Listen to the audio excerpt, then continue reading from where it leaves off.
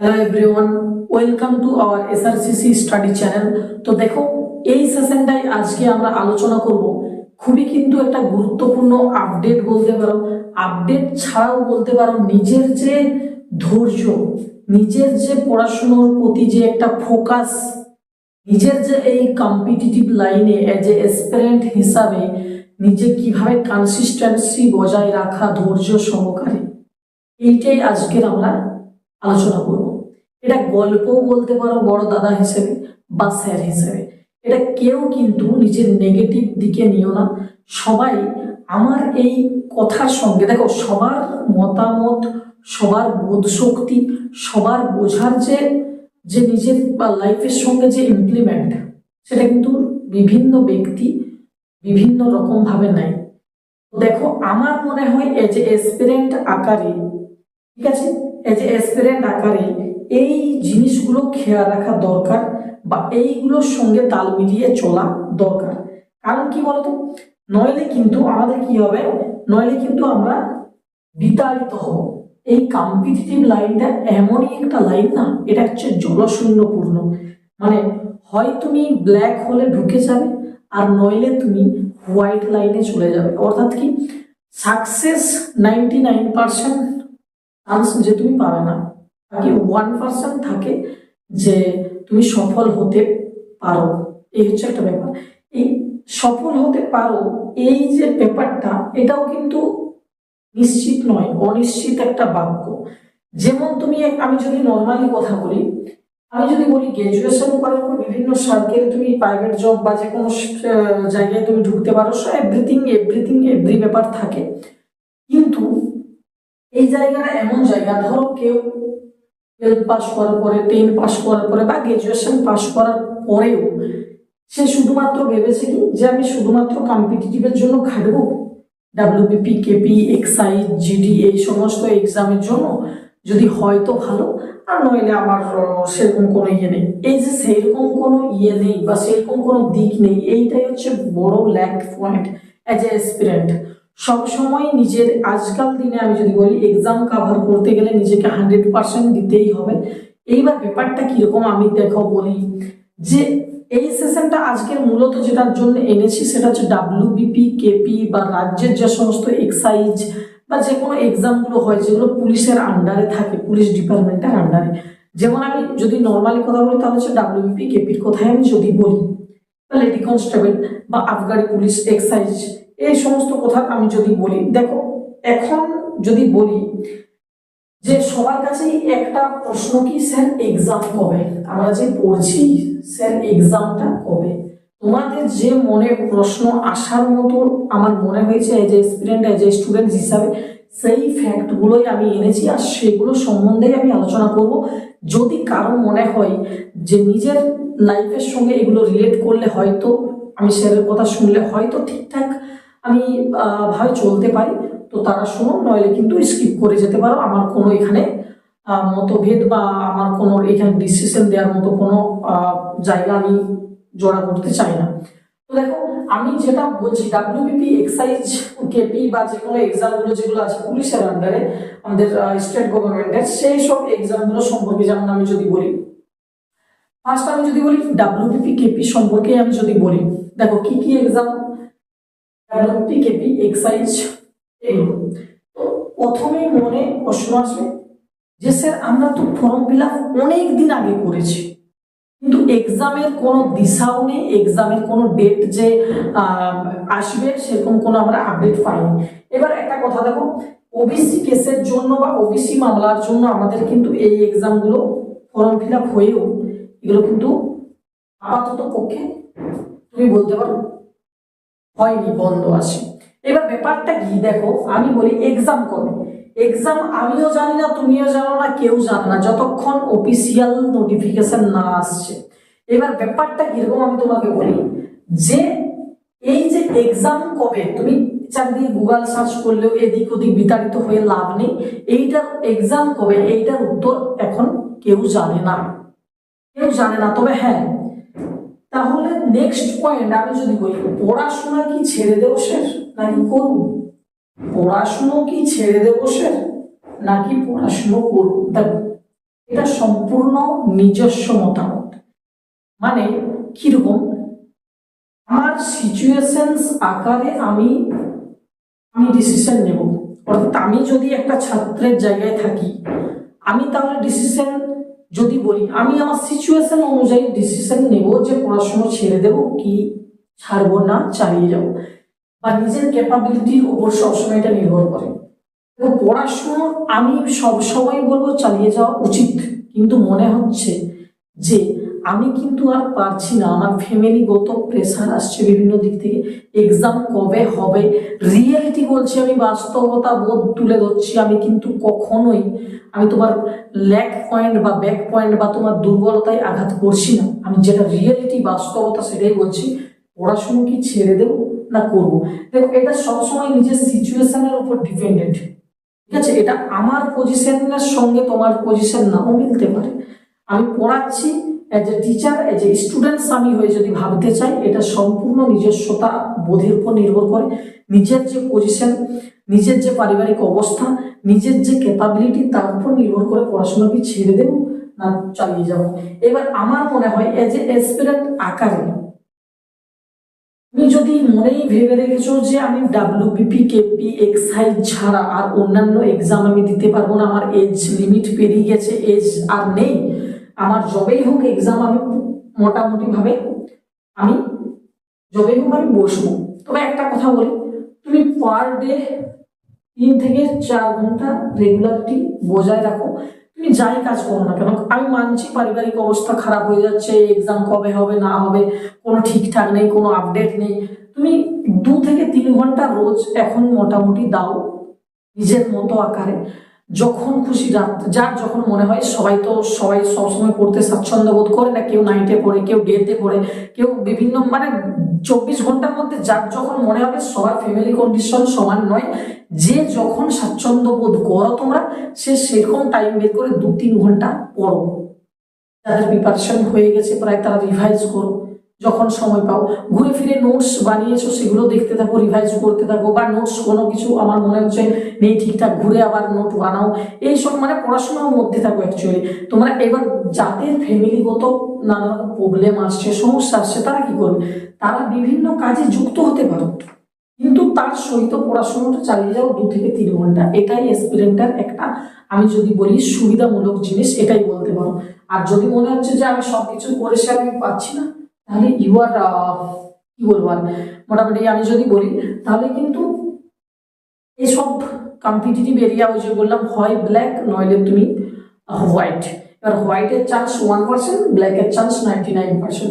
এবার মেন কথা যেটা মুদ্রা কথা, যদি কারো ড্রিম হয়ে থাকে, যদি কারো এইসব লাইনে আসতেই হতে পারে, যাই হয়ে যাক স্যার আমি পড়ে থাকবো, তাহলে কিন্তু নিজের যে মানসিকতা সেটা কিন্তু ঠিকঠাক করে, আপাতত কোনো মাইন্ডে নাই কবে এক্সাম হচ্ছে, আমি তো আর পারছি না, এই হচ্ছে সেই হচ্ছে, এগুলো বাদ দিয়ে 2-3 ঘন্টা করে রেগুলারিটি মেনটেন্স করে, যেমন 9-10-এ পড়তে, যদিও অসুবিধা হবে আমি জানি, কিন্তু 2-3 ঘন্টা আপাতত পড়ো, উপকারে আসবে, কাজে লাগবে।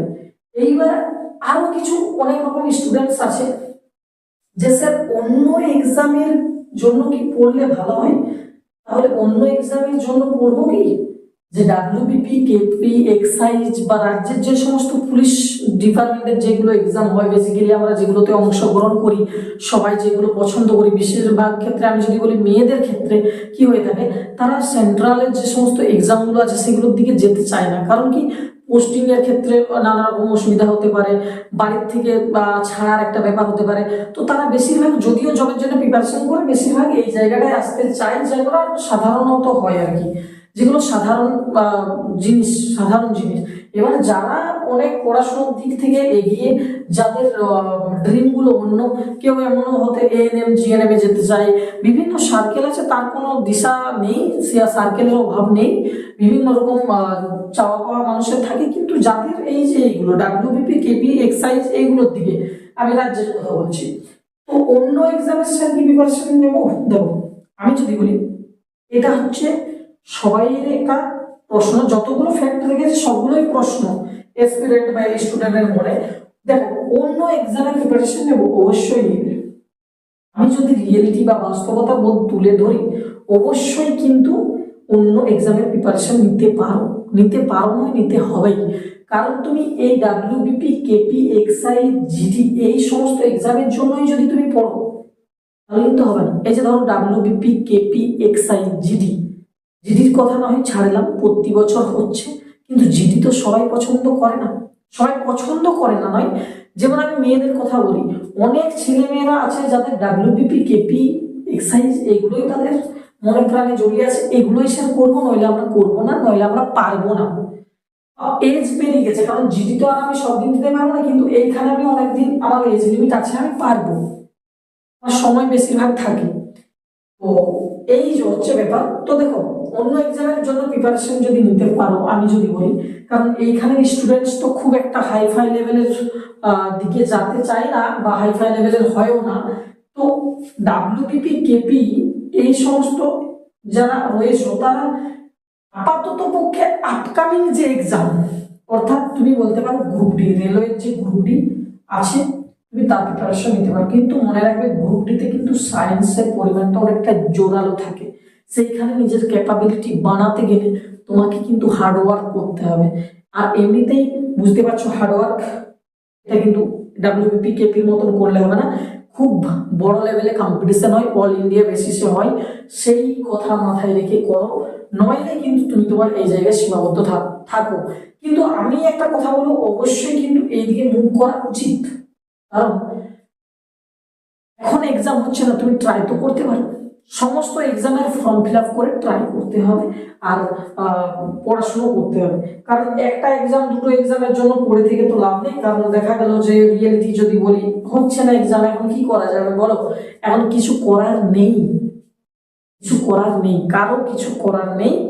আর যদি ধৈর্য সহকারে থাকতে পারো, তাহলে কিন্তু অবশ্যই 2-3 ঘন্টা 4 ঘন্টা, যেটা আমি এই পড়াশোনা ছেড়ে দেবো এই পয়েন্টটা বললাম, সেটা কিন্তু মাথায় রেখে কাজ করো।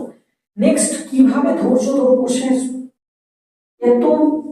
এতদিন ধরে ধৈর্য ধরলাম, এক্সাম হচ্ছে না, তাহলে কি টিউশন পড়ছি অফলাইন অনলাইন, আমি কি ছেড়ে দেবো স্যার? অবভিয়াসলি ছেড়ে দেবো, এই কথাটা বলা সবচেয়ে বড় ভুল, বা আমি বলবো একটা মানে বুদ্ধিমত্তা স্টুডেন্টের পরিচয় নয়। কারণ আমি কিভাবে ধৈর্য ধরবো, কিভাবে সে ধৈর্য ধরবো, একটাই কথা মাথায় রেখো, যে কম্পিটিটিভ লাইনে গভর্নমেন্ট জব, যে সমস্ত কম্পিটিটিভ এক্সে, সেন্ট্রাল হোক, স্টেট হোক, বা যাই হোক না কেন, কম্পিটিটিভ এরিয়া মানে পেশেন্স, অর্থাৎ ধৈর্য যে জায়গাটা থাকে না, এইটাই হচ্ছে মোস্ট ইম্পর্টেন্ট। তুমি যখন এই ফিল্ডে নামছো, তোমার মাইন্ডসেটটা এইভাবেই তৈরি করে নামা উচিত। অফিসার লেভেলের একজন, আমি যে ডিপার্টমেন্টে জয়েন করবো, তোমাকে সরকার চাইবে কেন, তোমাকে নিবে কেন, সেই হচ্ছে মেন কথা। তোমার মধ্যে পেশেন্স নেই, তোমার মধ্যে ধৈর্য শক্তি বোধটাই নেই, তো তুমি কি করে ডিপার্টমেন্টে গিয়ে কাজ করবে? তো যেদিন থেকে প্রিপারেশন স্টার্ট করবে, সেই দিন থেকেই মনে রাখবে, বা তার প্রিপারেশন নেওয়ার আগে যে তুমি ভাবছো মনে মনে, সেই দিন থেকেই ভেবে নেবে যে গভর্নমেন্ট জব, অর্থাৎ সরকারি চাকরি করতে গেলে ভাই, আমি আগেই বলি, ধৈর্যটা আগে বানাও নিজের মধ্যে, কনসিস্টেন্সি, তবেই তুমি এই ফিল্ডে টিকে থাকতে পারবে, নইলে কিন্তু তুমি টিকা তো দূরের কথা, পড়াশোনা তো দূরের কথা, তুমি ওই আজকে ভাবছো একটা কোনো টুয়েলভ মুভি বা কোনো একটা মোটিভেশন কারোর কাছ থেকে কিছু পেয়ে গেছো, গার্লফ্রেন্ড বয়ফ্রেন্ডের কাছ থেকে, আজ শুরু করছো, পরশু দিন শেষ হয়ে যাবে, তুমি ধূলিসাৎ বোঝো তো, আজ থাকলে কাল তুমি নাও থাকতে পারো, মানে এই পড়াশোনার জগতে। তো কিভাবে ধৈর্য ধরবো, এইটার একটাই ভাই উত্তর আমার কাছে, যে তুমি নিজের মানসিকতা যদি ধৈর্য সহকারে রাখো, তুমি আজ, আমি ছাড়ছি যে তুমি ডাব্লিউবিপি, কেপির কথা ছাড়ো, কারণ এখানে যারা এক্সামের ফর্ম ফিল আপ করেছিল তারাই তো বুঝতে পারবে, ধরো তুমি করনি, যারা ভিডিওটা দেখছো, যারা আমার আলোচনা শুনছো এই মুহূর্তে,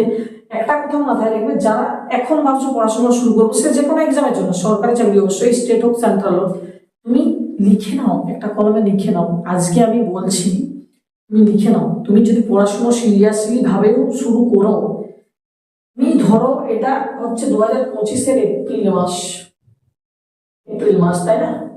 তার মানে তুমি আজ থেকে যদি পড়াশোনা শুরু করো, 25 আজ থেকে শুরু করছো, মানে 25 এপ্রিল মাস, আমি মান্থ ধরছি না, 25 সালের এপ্রিল মাস থেকে শুরু করছো ধরো, তাহলে 26 তোমার 27, 27-এর শেষ অর্থাৎ 2027 সালের মধ্যে যে সিরিয়াস স্টুডেন্টস যদি পড়াশোনা করে সিলেকশন নিতে পারো, তোমার 25 থেকে 25 শুরু করেছো তুমি, এক্সাম পাস, তোমার 1 বছর তো সিলেবাস কমপ্লিট করতে করতেই চলে যাবে, প্র্যাকটিস করতে করতেই চলে যাবে যদি ছোটখাটো এক্সাম হয়। আর যদি বড় এক্সাম হয় তাহলে তো বলারই কিছু নেই, মোটামুটি খুব ভালো আর করতে হবে। তো 25-এ শুরু করছো মানে 27-এর শেষ নাগাদ তুমি কিন্তু জয়েনিং লেটার হাতে পাবে। আর জয়েনিং তুমি করছো সে যে কোনো এক্সাম, যদি এক্সাম ডিলে না যদি হয় রেগুলারিটি মেনটেন করে, যাই হোক না কেন, তুমি যদি এজ এ সিরিয়াস স্টুডেন্ট যে কোনো এক্সামের জন্য, কারণ একজন সিরিয়াস স্টুডেন্ট সে যে কোনো মুহূর্তে স্টেট হোক সেন্ট্রালের হোক যে কোনো প্রিপারেশনের জায়গায় চলে যায়। এবার ব্যাপারটা হচ্ছে তুমি 25 থেকে তোমার 27, মানে এই যে সার্কেলটা এটা তো দুদিনের জার্নি নয়, 1 বছর 2 বছর 3 বছর। একটা প্রিপারেশন করতে গেলে মিনিমাম শুরু থেকে শেষ, মানে শুরু থেকে জয়েনিং পর্যন্ত 3 ইয়ার্স লাগে, 3 ইয়ার্স, তবে তুমি মানসিকতাকে ঠান্ডাভাবে রাখতে পারবে। এই হচ্ছে আমার বলার গল্প। মানে তুমি এবার বুঝে নাও যে ধৈর্যটা কিরকম রাখতে হবে। এই হচ্ছে আমার বলার গল্প। নেক্সট, অন্য কোনো প্রাইভেট জবে কি ট্রাই করবো সে, বা মুভ করে যাবো, আমার বাড়ির অবস্থা ভালো নয়, বা আমি এইসব জায়গায় আমার মনে হচ্ছে টিকতে পারবো না, এই সব ব্যাপার আমার হচ্ছে না। অবভিয়াসলি তুমি কিন্তু তোমার, আমি যেটা বললাম, পারিবারিক সিচুয়েশন আকারে তুমি কিন্তু চলে যেতেই পারো। এটা আমার সিচুয়েশন আকারে আমি বলতে পারবো না, যার আমি আজকে দাঁড়িয়ে এখানে পড়াচ্ছি, আমি দেখা গেল আমি এমন সিচুয়েশনে পড়লাম, সে আমি আগামী দিনে আর তোমাদের সঙ্গে আমি এই পড়াশোনার ফিল্ডে থাকতেই পারলাম না। এটা আমার সঙ্গেও হতে পারে, তোমাদের সঙ্গেও হতে পারে, অন্য বিভিন্ন অ্যাসপিরেন্টের বিভিন্ন রকম ভাবে সমস্যা থাকে। তো এটা নিজ নিজ দায়িত্ব। অন্য কোনো প্রাইভেট জবে গেলেও জব করার সাথে সাথেও কোনো কিন্তু প্রিপারেশন করা যায় যদি তোমার লক্ষ্যটা ঠিক থাকে। এটাই বলার মোদ্দা কথা এইখানে। অবশ্যই, কারণ তুমি যদি বলো যে হচ্ছে না স্যার, আমি পারছি না, বা আমার ফ্যামিলিগত দিক থেকে আর তারা পড়াশোনা করতে গেলেও তার তো মিনিমাম হলেও কিছু না কিছু একটা খরচ থাকে, খাতা কলম নোটবুক বিভিন্ন রকম পজিশন থাকে। তো সিচুয়েশন আকারে এই তুমি জবের দিকে প্রেফার করতে পারো। আর 3, এটা আমার মতামত, 3 নয়, এটা আমার লাস্ট কথা। যদি মনে হয় যে ভালো তো গ্রহণ করতে পারো, যদি মনে হয় যে না এটা হয়তো সেরকম কিছু না তো স্কিপ করতে পারো। এখানে তুমি ভিডিওটা কমপ্লিট করতে পারো।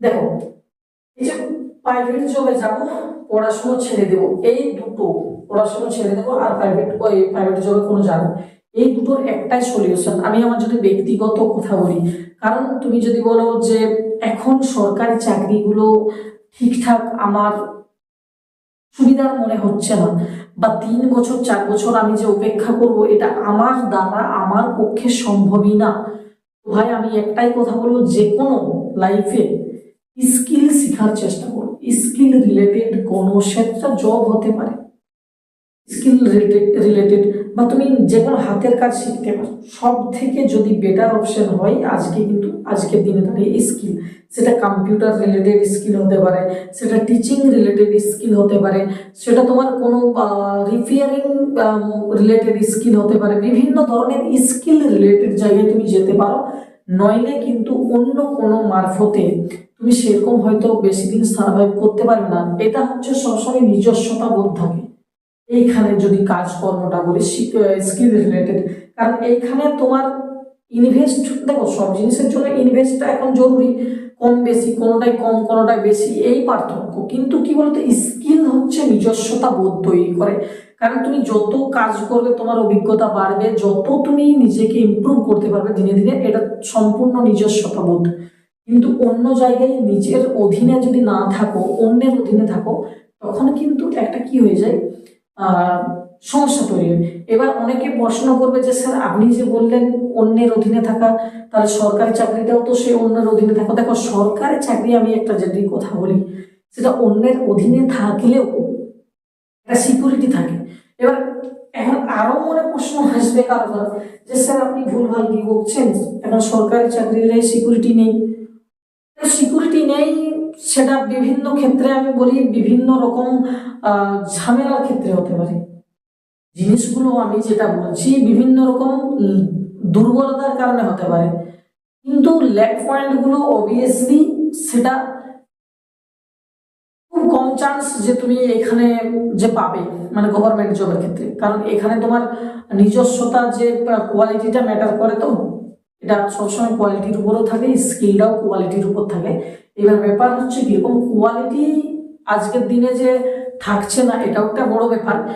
কিন্তু একটা কথাই আমি বলবো, এইভাবে যদি থাকা যায় যে কোয়ালিটি এখানে নেই অন্যের ধনী, এগুলো তাহলে আমাদের যেভাবে চলছে সেভাবেই চলতে হবে। তো এগুলো বড় বড় পয়েন্ট নয়।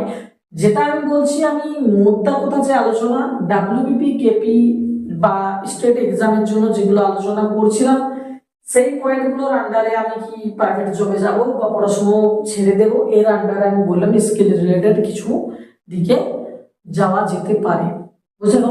এবার যারা কিন্তু ভাবছে, বা এটা আমি তাদের কথাই বললাম যে ছেড়ে দেওয়ার কথা, যাদের এজ আর নেই, যারা একটা কথা মনে রাখবে, কম্পিটিটিভ এরিয়াটা এমন এরিয়া, যদি তুমি পড়াশুনো করে চাকরি নাও পাও, তোমার মধ্যে যে বোধ শক্তিটা তৈরি হবে সেটা অন্য কোনো কারো তৈরি হবে না। এটা মাইন্ডে রাখা উচিত বা রাখবে। যখন তুমি তোমার মধ্যে ইন্ডিয়ান কনস্টিটিউশন ধরিয়ে দেওয়া হবে, Indian geography, West Bengal geography, সমস্ত কিছু যখন ওভারঅল স্ট্যাটিক কারেন্ট অ্যাফেয়ার, এমন কিছু বাস্তব বোধ তোমার মধ্যে থাকবে যেটা আর পারিপার্শ্বিক ছেলে মেয়েদের কাছে থাকবে না। তুমি তাদের থেকে আলাদা হবেই হবে, এটা কিন্তু কনফার্ম। বোঝা গেল? তো যে চাকরির পড়ছি মানে যে আমি সফলতা পাবো এটাও নিশ্চিত নয়, আর পেলাম না বলে আমি যে কিছু করতে পারবো না সেটাও নিশ্চিত নয়। কারণ তুমি যে হতে পারো একজন স্কিল ডেভেলপমেন্ট, কথাটাই আমি বললাম। তুমি যদি নাও পড়াশুনো করে সাকসেস পাও, তুমি কিন্তু এমন একটা ব্যক্তি বর্গের মধ্যে দাঁড়িয়ে যাবে যেখানে তুমি সমাজে দেখো শিক্ষা, একটা কথা বলি, শিক্ষার দাম নিয়ে এটা বলা ভুল, শিক্ষার অনেক দাম আছে, আছে বলেই তবে কিন্তু মানুষগুলো আলাদা, মানে বাকিদের থেকে আলাদা। ঠিক আছে? একটা কথা মাথায় রাখবে, পড়াশুনো যদি করো কম্পিটিটিভ লাইনে বা যে কোনো লাইনে, পড়াশুনো করলে তোমার মধ্যে বোধ শক্তি তৈরি হবে, তোমার মধ্যে বোঝাপড়ার যে স্কিলটা, বোধ বলতে ওইটা তৈরি হবে, যে কারণে তুমি ভালো মন্দ যে একটা বিচার বিশ্লেষণ সেটা তুমি করতে পারবে। ঠিক আছে? মানুষের সঙ্গে মিশতে পারবে, সবকিছু তুমি বুঝতে পারবে। চলো, এগুলো যদিও এই সেশন আর আলোচনার বিষয় ছিল না, তবু নিজেদের স্টুডেন্টস আকারে যাতে না কোনো ভুল পথে যাও, যাতে সবাই একটা লিমিটেড জায়গার মধ্যে আবদ্ধ থাকো, পড়াশুনো, বাস্তব জগৎ, সেইগুলোর জন্যই এত কিছু বলা। তো আজকের সেশনটা এখানেই শেষ করছি, দেখা হচ্ছে নতুন কোনো একটা নতুন সেশন।